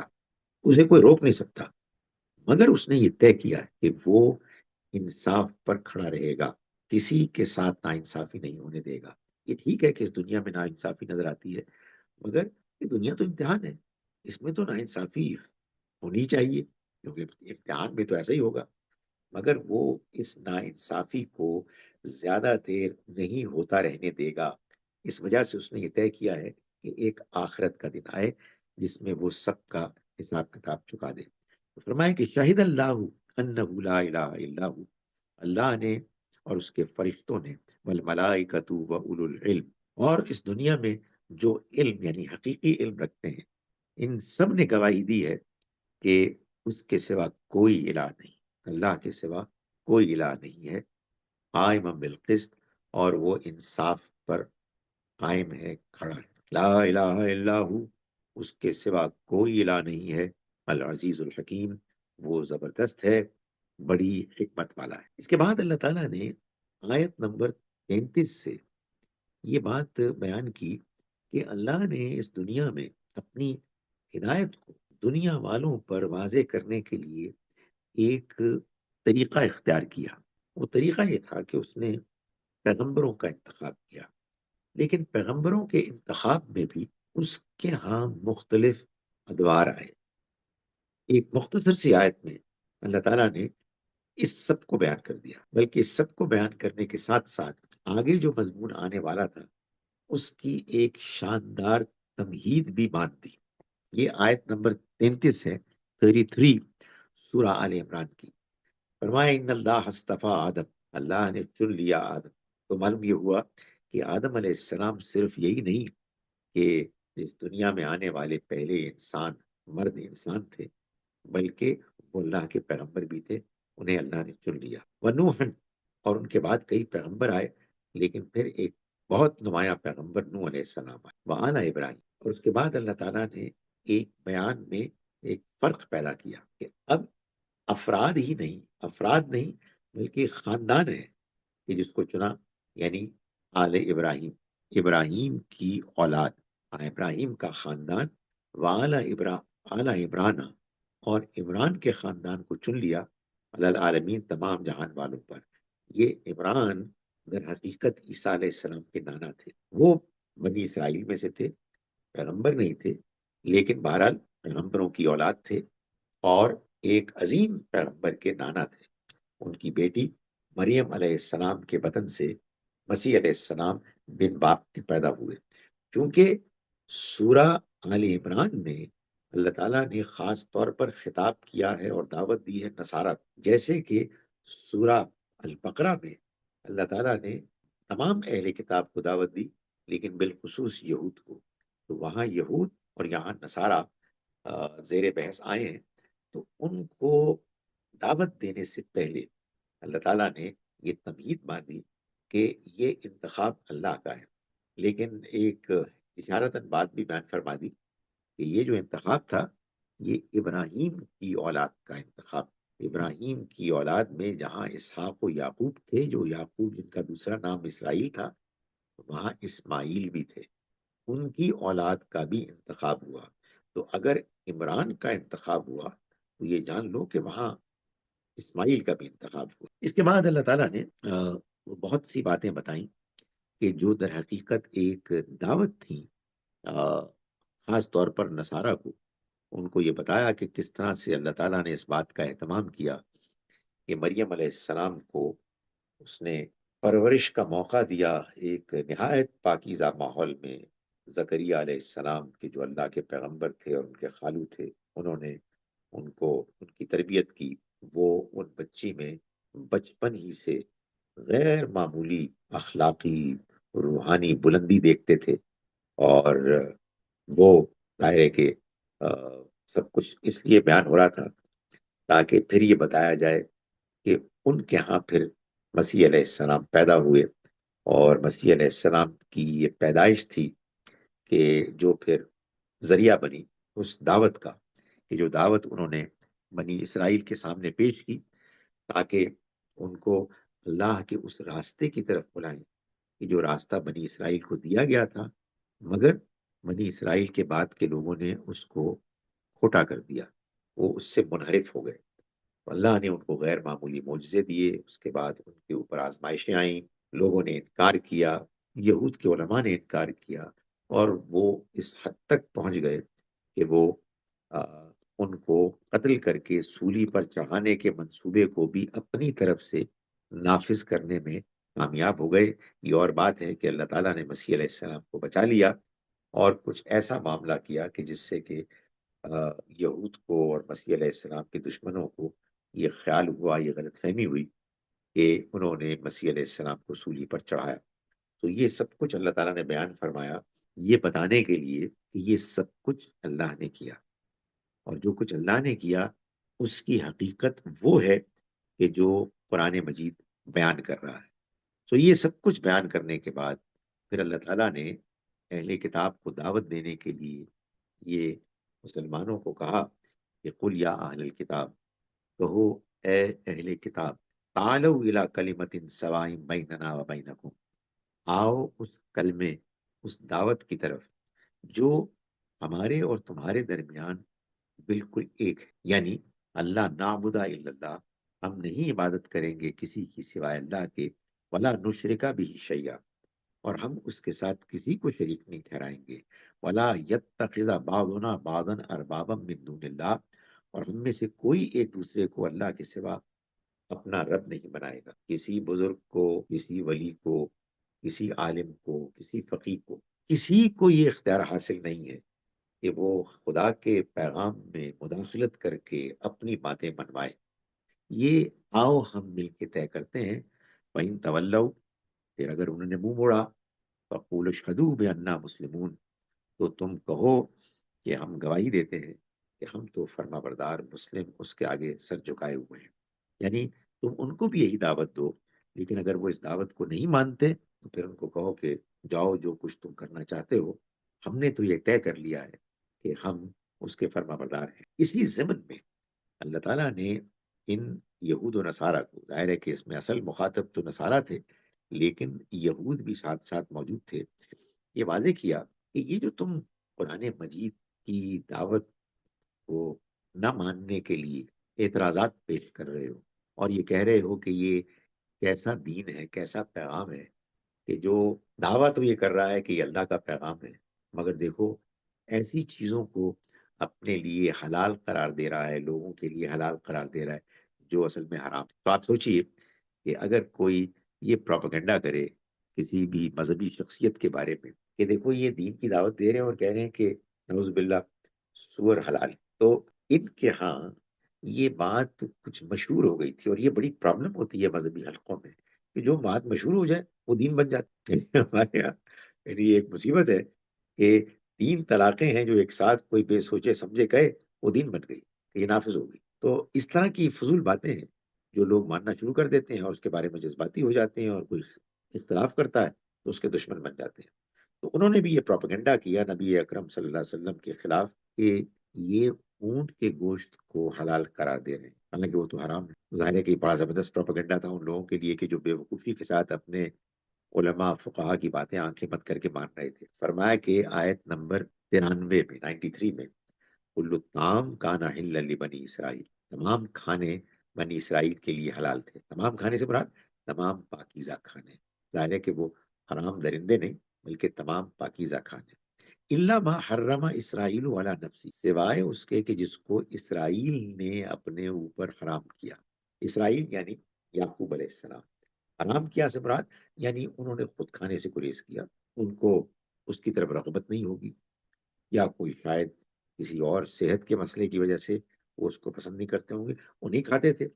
مگر اس ان کے عمل کو لوگوں نے سمجھا کہ یہ دین ہے۔ اس سے یہ بات بھی معلوم ہوتی ہے کہ پیغمبر جو کچھ کرتے ہیں وہ بہت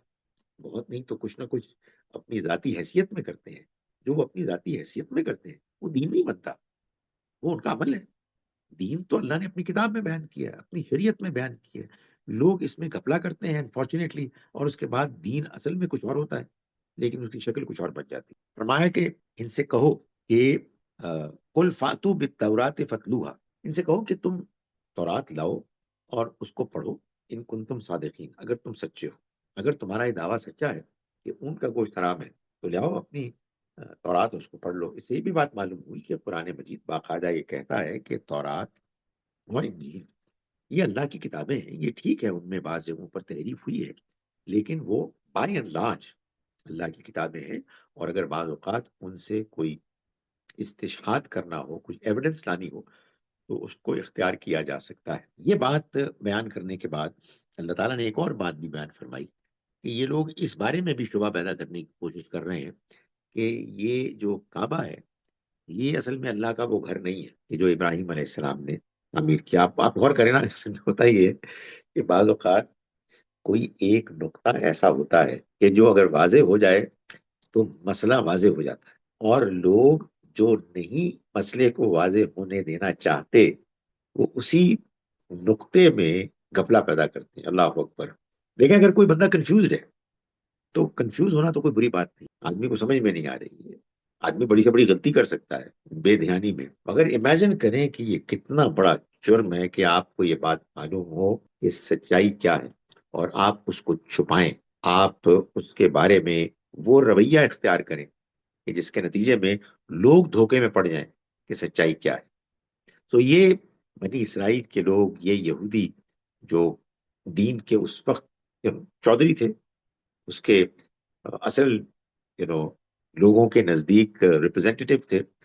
انہوں نے یہ محسوس کیا کہ اگر یہ بات سمجھ میں آ گئی لوگوں کو کہ یہ کعبہ یہ اللہ کا وہی گھر ہے کہ جو ابراہیم علیہ السلام نے تعمیر کیا تھا، تو پھر تو ہم تو مارے گئے، ہماری دکان تو گئی۔ تو انہوں نے اللہ کے گھر کے بارے میں شکوک پیدا کرنے شروع کر دیے کہ یہ ابراہیم علیہ السلام کا بنایا ہوا گھر نہیں ہے۔ تو اللہ تعالیٰ نے فرمایا کہ انا اول بیت وضع للناس للذی ببکہ، پہلا گھر جو تعمیر کیا گیا عبادت کی غرض سے وہ مکے میں تھا۔ بکہ یہ مکے کا پرانا نام ہے، اور خاص طور پر یہاں مکہ نہیں بلکہ بکہ کا، اس لیے کہ ان کی کتابوں میں یہ بکہ ہے، لیکن بکے کو انہوں نے بکا اور بکا کر دیا اور کچھ سے کچھ بنا دیا، اس کو فلسطین میں لے کر وہاں انہوں نے کہا کہ یہ وادی بکا ہے، سو یہ گھپلے انہوں نے کیے۔ تو اللہ تعالیٰ نے اسی نام کو بیان کیا کہ بکے میں ہے، مکے میں، یہ برکت والا ہے، ہدایت کا ذریعہ ہے تمام جہان والوں کے لیے۔ اس میں بڑی نشانیاں ہیں۔ کیا نشانیاں؟ وہ نشانیاں کہ جو بتاتی ہیں کہ یہ ابراہیم علیہ السلام کا بنایا ہوا گھر ہے، مقام ابراہیم، جیسے مقام ابراہیم، ومن دخلہ کان آمنا، جو اس شہر میں داخل ہوگا وہ امن میں آ گیا۔ یہ روایت چلی آ رہی ہے، یہ روایت اسی لیے ہے کہ اللہ کے پیغمبر کی طرف سے جو روایت شروع کی گئی اس کو کون روک سکتا ہے؟ اور پھر فرمایا کہ اس میں وَلِلَّهِ عَلَى النَّاسِ حِجُّ الْبَيْتِ، جس نے اللہ کے لیے لوگوں کے اوپر لازم ہے حج البیت، اس گھر کا حج کرنا، من استطاع الیہ سبیلا، جو بھی اس کے سفر کی استطاعت رکھتا ہے، ومن کفر، اور جو اب بھی انکار کرے گا ان دلائل کے باوجود بھی یہ کہے گا کہ یہ اللہ کا وہ گھر نہیں ہے جو ابراہیم نے تعمیر کیا، فَإِنَّ اللَّهَ غَنِيٌّ عَنِ الْعَالَمِينَ، تو اللہ تعالیٰ ایسے لوگوں سے، جہان والوں سے بالکل بے نیاز ہے، اسے کوئی پرواہ نہیں ہے۔ سورہ بقرہ میں بھی بالکل درمیان میں کہیں آ کے اللہ تعالیٰ نے بنی اسرائیل کو خطاب، یہودیوں کو خطاب ختم کیا اور مسلمانوں کو خطاب شروع کیا۔ سورہ آل عمران جو سورہ بقرہ کی جوڑا سورہ ہے، اس میں بھی یہی ہوا۔ وہاں 286 آیات ہیں، کہیں درمیان میں جا کے 143 میں یہ معاملہ ہوا، ذرا آگے پیچھے، اور یہاں 100 آیات ہیں، تو یہ 101 آیت سے مسلمانوں کو خطاب شروع ہو گیا، 102 سے۔ تو 102 آیت میں اللہ تعالیٰ نے مسلمانوں سے خطاب کیا، اور پھر یہ خطاب آگے تک جاری رہا۔ صرف فرق اتنا ہے کہ سورہ بقرہ میں جب اللہ تعالیٰ نے مسلمانوں سے خطاب کیا تو اس میں زیادہ جہاد، اللہ کی راہ میں خرچ اور اللہ کی شریعت کا بیان آیا، جبکہ سورہ آل عمران میں اس کے برعکس جب اللہ نے مسلمانوں کو خطاب کیا تو اس کا ایک بڑا حصہ وہ ہے کہ جو غزوہ احد سے متعلق ہے، اس میں کیا ہوا، جو ہوا وہ کیوں ہوا، مسلمانوں کو کیا کرنا چاہیے تھا، جو کچھ ہوا اس میں اللہ تعالیٰ کی کیا کیا مصلحتیں تھیں۔ فرمایا کہ یا ایھا الذین آمنوا، 102 نمبر آیت ہے، ایمان والو اتقوا اللہ، اللہ سے ڈرو، اللہ کا تقوی اختیار کرو، حق تقاتی، جتنا کہ اس کا تقوی اختیار کرنے کا حق ہے۔ ڈرو سے مراد یہ کہ یہ بات جان لو کہ وہ موجود ہے، وہ تمہیں دیکھ رہا، وہ تمہاری باتیں سن رہا، وہ تمہارے دلوں کی نیتوں سے بھی واقف ہے۔ ڈرو اس سے، تمہیں اس کو جواب دینا ہے، اور اتنا ڈرو جتنا کہ اس سے ڈرنے کا حق ہے، یعنی جتنا تم اس سے ڈر سکتے ہو، اس کی موجودگی کے احساس کو اپنے اندر پیدا کر سکتے ہو۔ وَلَا تَمُوتُنَّ إِلَّا وَأَنْتُمْ مُسْلِمُونَ، اور دیکھو ایسا نہ ہو کہ تمہیں موت آئے اس حالت میں کہ تم فرما بردار نہ ہو، یعنی اللہ کی فرما برداری کو جاری رکھو اور اس کا اہتمام کرو کہ تم اسی طرح زندگی گزارو، تاکہ جب تم مرو تو اس وقت تم اللہ کی نافرمانی نہ کر رہے ہو بلکہ فرما برداری کر رہے ہو۔ وَاعْتَصِمُوا بِحَبْلِ اللَّهِ جَمِيعًا، اور دیکھو اللہ کی اس رسی کو، یعنی اس قرآن مجید کو مضبوطی سے پکڑو، جمیعاً سارے کے سارے، سب اللہ کے اس کلام کو پڑھیں، اس کو اصل دین کا سورس قرار دیں، اسی کے بارے میں گفتگو کریں، سمجھنے میں اختلاف ہو اسی کو زیر بحث لائیں، دین کی باقی تمام سورسز جو کچھ بھی ہیں ان کو اسی کی روشنی میں سمجھیں، تو پھر کیا ہوگا، پھر تم متحد ہوگے، ورنہ ورنہ تفرقہ ہوگا، ورنہ فرقے بنیں گے۔ فرمایا اللہ کی رسی کو مضبوطی سے پکڑو، ولا تفرقو،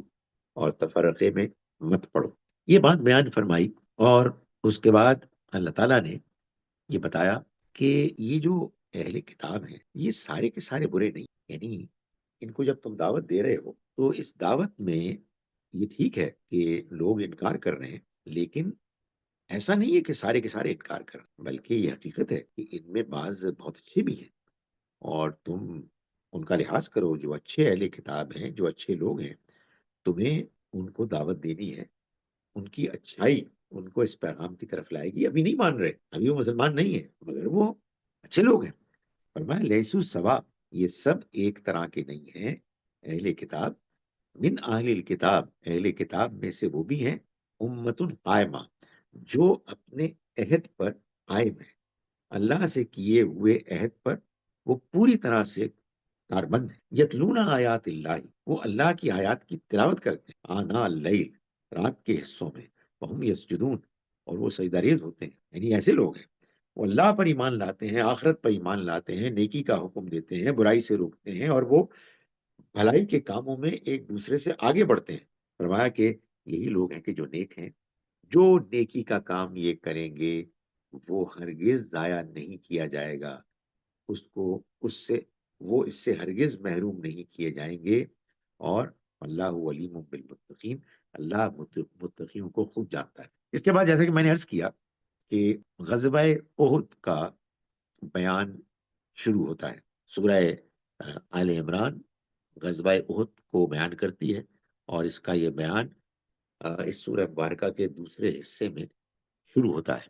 اس کا آغاز ایسے ہوتا ہے آیت نمبر 121 میں، کہ فرمائے کہ وَإِذْ غَدَوْتَ مِنْ أَهْلِكَ تُبَوِّئُ الْمُؤْمِنِينَ مَقَاعِدَ لِلْقِتَالِ، فرمایا کہ وہ موقع یاد دلاؤ ان کو کہ جب احد کے دن تم مسلمانوں کو جنگ کے مورچوں پر کھڑا کرنے کے لیے بہت صبح اپنے گھر سے نکلے تھے، فرمایا کہ واللہ سمیع علیم، اور اللہ سننے والا، جاننے والا ہے، یعنی اس وقت اللہ تمہارے ارادوں سے واقف تھا اور تمہاری باتیں سن رہا۔ قرآن مجید کے ایسے مقامات جو بہت سے ہم کو یہ موقع فراہم کرتے ہیں، تو میں آپ سے گزارش کر رہا ہوں کہ یہ موقع اگر آپ کو سمجھ میں آ جائے کہ ہمارے پاس موجود ہے، تو آپ اپنے آپ کو اتنا خوش قسمت سمجھیں گے کہ آپ کہیں گے کہ اے خدایا، میری کیا حیثیت، مگر تو نے مجھے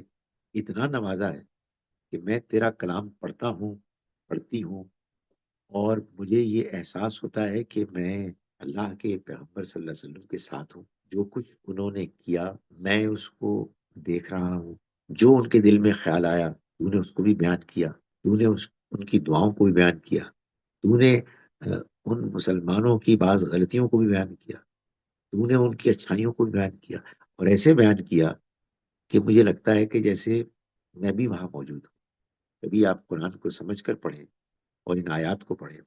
تو آپ کے اوپر انشاءاللہ یہ کیفیت طاری ہوگی۔ غزوہ احد کو اللہ تعالیٰ نے بیان فرمایا اور یہ بتایا کہ یہ جان لو کہ اس ہمت طائفتان منکم ان تفشلا، دو گروہوں نے اس وقت یہ ارادہ کیا، فیصلہ کیا کہ وہ حوصلہ چھوڑ دیں گے، اللہ ولیہما، حالانکہ اللہ ان کی مدد کے لیے موجود تھا۔ تو اس بات کو بیان فرمایا۔ اس کے بعد آیت نمبر 130 سے آگے اللہ تعالیٰ نے یہ بتایا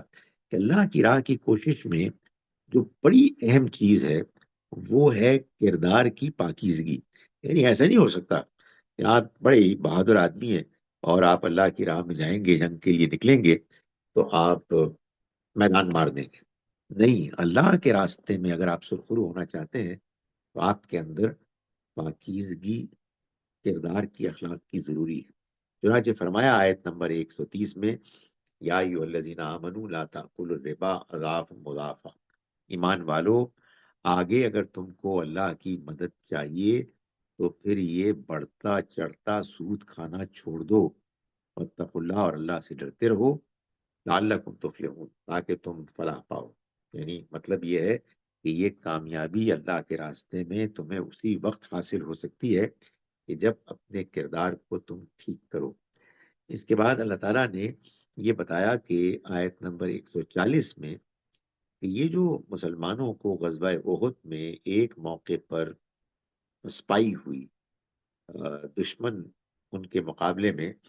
زیادہ مضبوط ہو گیا، کیا اس کی وجہ ہوئی؟ یعنی یہ کیسے ہوا کہ تم اہل ایمان تھے، وہ کفار تھے، لیکن ان کی جانب سے جو اقدام ہوا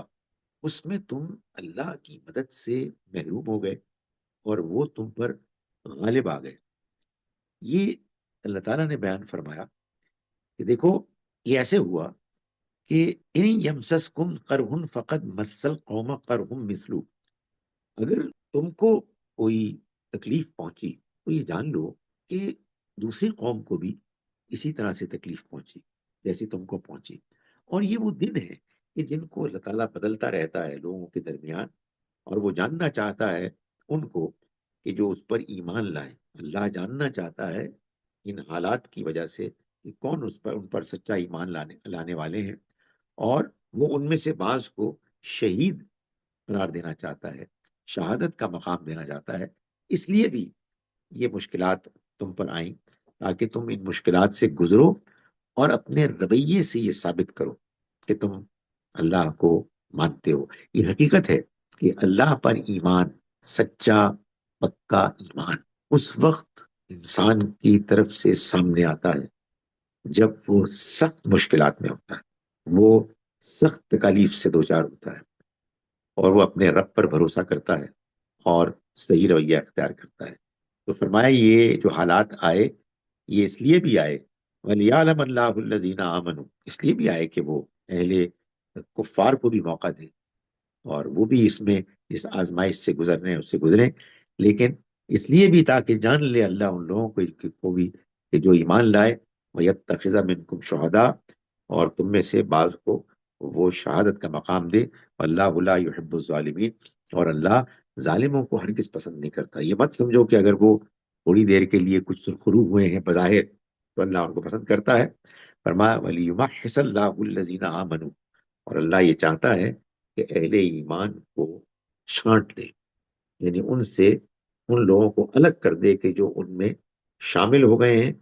لیکن اچھی نیت سے شامل نہیں ہوئے. اور وَيَمْحَقَ الْكَافِرِينَ، اور اس نے یہ اس لیے بھی کیا تاکہ وہ کافروں کو بالکل مٹا دے. یہ بات بیان کرنے کے بعد اللہ تعالیٰ نے یہ بات بھی بیان فرمائی کہ آگے چل کے کہ یہ جو اللہ نے اپنے پیغمبر کو بھیجا تمہارے درمیان اور پھر وہ تمہارے ساتھ اس کے راستے میں جنگ کر رہے ہیں اور تمہیں ہدایات دے رہے ہیں، رہنمائی کر رہے ہیں، تم میں سے جو لوگ واقعی ایمان لائے ہو، تمہیں یہ معلوم ہونا چاہیے کہ یہ در حقیقت یہ اللہ کا بہت بڑا احسان ہے. جو لوگ اس احسان کی ناقدری کر رہے ہیں منافق ہیں، وہ ایمان سے محروم ہیں. فرمایا آیت نمبر 164 میں، 164 میں، لقد من اللہ علی المومنین، اللہ نے احسان کیا اہل ایمان پر، اس بعث فیہم رسولا من انفسہم، جب اس نے ایک رسول انہی میں سے بھیجا، یتلو علیہم آیاتی، جو ان کو اس کی آیات پڑھ کر سنا رہے ہیں، ویزکیہم، اور اس کے نتیجے میں ان کا تزکیہ کر رہے ہیں. یعنی یہ جو قرآن ہے یہ ان کے سامنے پڑھ کر سنایا جا رہا ہے، اور جب وہ سنتے ہیں، اس پر غور کرتے ہیں، اس پر عمل کرتے ہیں، تو ان کے اندر وہ پاکیزگی پیدا ہوتی ہے کہ جو ان کو برائیوں سے دور کرتی ہے، برائیاں دھلتی ہیں، پاکیزگی آتی ہے، تو ان کے اندر پھر اعلیٰ کردار، اعلیٰ اخلاق اور ایمان، مضبوط ایمان پیدا ہوتا ہے. یہی تزکیہ ہے. یہ کیسے ہوتا ہے؟ وَيُعَلِّمُهُمُ الْكِتَابَ وَالْحِكْمَةَ، وہ ان کو تعلیم دیتے ہیں الکتاب، قانون شریعت کی، اور الحکمہ، اخلاقیات اور ایمانیات کی. وَإِن كَانُوا مِن قَبْلُ لَفِي ضَلَالٍ مُبِينٍ، اور وہ اس سے پہلے تو کھلی گمراہی میں مبتلا تھے. اس کو بیان کرنے کے بعد اللہ تعالیٰ نے یہ بتایا کہ یہ جو مسلمانوں کے معاملات ہیں، خاص طور پر جو غزوہ احد کا معاملہ ہے، اس کو یہ جان لو کہ اس میں اللہ نے تم کو اس لیے مبتلا کیا تاکہ وہ بالکل واضح کر دے تم پر کہ اصل میں ایمان کیا ہے، اور اس ایمان کا تم کو تجربہ حاصل ہو. تو فرمایا کہ وَمَا كَانَ لِنَفْسٍ أَن تَمُوتَ، کوئی انسان ایسا نہیں ہے کہ اسے موت آئے الا باذن اللہ، سوائے اللہ کے اذن، اس کی مرضی کے. یہی اس کا فیصلہ ہے. کہ تم اس کو نہیں مانتے؟ کتابا معجلہ، وہ لکھا ہوا ہے، طے شدہ ہے، اس کے مطابق ایسا ہوتا ہے. ومن یرد ثواب الدنیا نؤتہ منہا، تم دنیا چاہتے ہو تو جو دنیا چاہتا ہے، اس کا ارادہ کرتا ہے، ہم اس کو دے دیں گے اس میں سے کچھ. ومن یرد ثواب الآخرہ، اور جو آخرت کا بدلہ چاہتا ہے، نؤتہ منہا، ہم دے دیں گے اس کو اس میں سے. یعنی یہ اب تمہارا فیصلہ ہے. موت تو ہم نے دینی ہے، تم اپنا فیصلہ کر لو کہ تم کیا چاہتے ہو. زندگی چاہتے ہو، زندگی میں کامیابی چاہتے ہو، یا آخرت میں کامیابی چاہتے ہو. یہ مقابلہ اس لیے نہیں بیان کیا جاتا کہ آخرت کی کامیابی دنیا کو چھوڑ کے ملتی ہے، مگر ایسا ضرور ہوتا ہے کہ آپ کو ایک کلیئر فیصلہ کرنا ہوتا ہے کہ دنیا میں کامیابی میں وہ چیزیں کہ جو آپ کو حاصل ہو رہی ہیں ناجائز طریقوں سے، اسے آپ کبھی بھی اہمیت نہیں دیں. آخر میں اللہ تعالیٰ نے یہ بتایا 190 آیت سے آگے کہ اہل کتاب میں سے خاص طور پر یہود اللہ کے پیغمبر صلی اللہ علیہ وسلم کی نبوت رسالت کا انکار کرنے کے لیے جو بہانہ تراشتے تھے، وہ ان میں سے ایک یہ بھی تھا کہ وہ یہ کہتے تھے کہ بھائی ہم اس کو کیسے مانیں، ہم تو پابند ہیں اپنی کتاب کے مطابق کہ ہم صرف ان کو پیغمبر مانیں کہ جو کوئی ایسی قربانی پیش کریں کہ جو آسمان سے آگ آئے اور وہ اس قربانی کو ختم کر دے، ہڑپ کر دے، اور یوں ثابت ہو جائے کہ اللہ کے پیغمبر. تو قرآن مجید نے یہ بھی بتایا کہ یہ بات ایسی نہیں ہے. یہ تو در حقیقت بعض نبیوں کا اپنا ایک واقعہ تھا جو ان کی قربانی کی قبولیت کو ثابت کرنے کے لیے ہوا تھا۔ کہیں بھی یہ نہیں لکھا ہے تورات میں، انجیل میں، کہ پیغمبر کے آنے کا ایک جو ثبوت ہے کہ وہ آ گئے ہیں، وہ اس طرح کی کوئی قربانی۔ لیکن پھر اس کے ساتھ اللہ تعالیٰ نے یہ بات بھی بیان فرمائی کہ تم نشانی چاہتے ہو نا، تو نشانیاں تو آسمانوں اور زمین میں پھیلی ہوئی۔ ان فی خلق السماوات والارض واختلاف اللیل والنہار لآیات لأولی الالباب، بے شک آسمانوں اور زمین کی تخلیق میں اور رات اور دن کے ایک دوسرے کے آگے پیچھے آنے جانے میں بڑی نشانیاں ہیں عقل والوں کے لیے، ان لوگوں کے لیے کہ جو اپنی عقل کو استعمال کرتے ہیں دیانتداری کے ساتھ۔ الذین یذکرون اللہ قیاما وقعودا وعلی جنوبہم، یہ وہ لوگ ہیں کہ جو یاد کرتے ہیں اللہ کو کھڑے، بیٹھے اور اپنے پہلوؤں پر لیٹے ہوئے۔ وَيَتَفَكَّرُونَ فِي خَلْقِ السَّمَاوَاتِ وَالْأَرْضِ، اور وہ آسمانوں اور زمین پر غور کرتے ہیں، یعنی اللہ کا ذکر بھی کرتے ہیں اور فکر بھی کرتے ہیں۔ اور جب غور کرتے ہیں تو وہ اس نتیجے پہ پہنچتے ہیں کہ یہ ہے تو بہت شاندار مگر نامکمل ہے۔ فرمایا وہ پکار اٹھتے ہیں، ربنا ما خلقت ھذا باطلا، اے ہمارے رب تو نے اس کو باطل، بیکار، عبث پیدا نہیں کیا۔ سبحانک، تو پاک ہے اس بات سے، اس غلطی، کمزوری سے کہ تو کوئی بیکار کام کرے۔ تو آخرت تو ہونے والی ہے، اس میں جنت بھی ہے، اس میں جہنم بھی ہوگی۔ وقنا عذاب النار، تو ہمیں آگ کے عذاب سے بچا لے، جہنم سے بچا لے۔ ربنا انکا من تدخل النار، ہے ہمارے رب جس کو تو نے آگ میں داخل کر دیا، فقط اخزیتا، تو نے اس کو رسوا کر دیا۔ وما للظالمین من انصار، اور ظالموں کے لیے کوئی مددگار نہیں ہوگا۔ اس کے بعد یہ بتایا کہ یہ لوگ ہیں کہ جو پیغمبر کی دعوت کو مانتے ہیں۔ فرمایا ربنا اننا سمعنا منادی ینادی، یہ کہتے ہیں کہ ہمارے رب ہم نے سنا ایک پکارنے والے کو پکارتے ہوئے ایمان، ایمان کی طرف، ان آمنوا بربکم، کہ تم ایمان لاؤ اپنے رب پر، فآمنا، تو ہم ایمان لائے۔ ربنا، اے ہمارے رب، فاغفر لنا، تو معاف کر دے ہم کو، ہمارے لیے ذنوبنا، ہمارے گناہوں کو، وکفر عنا، اور دور کر دے ہم سے سیئاتنا، ہماری برائیوں کو، وتوفنا مع الابرار، اور تو ہمیں نیک لوگوں کے ساتھ وفات دے۔ ربنا وآتنا ما وعدتنا، اور اے ہمارے رب تو دے ہم کو وہ کہ جس کا تو نے ہم سے وعدہ کیا، علی رسولک، اپنے رسولوں کی زبانی، ولا تخزنا یوم القیامہ، اور تو ہمیں قیامت کے روز رسوا نہ کیجیو، انک لا تخلف المیعاد، یقیناً تو وعدوں کی خلاف ورزی کرنے والا نہیں۔ السلام علیکم ورحمۃ اللہ وبرکاتہ۔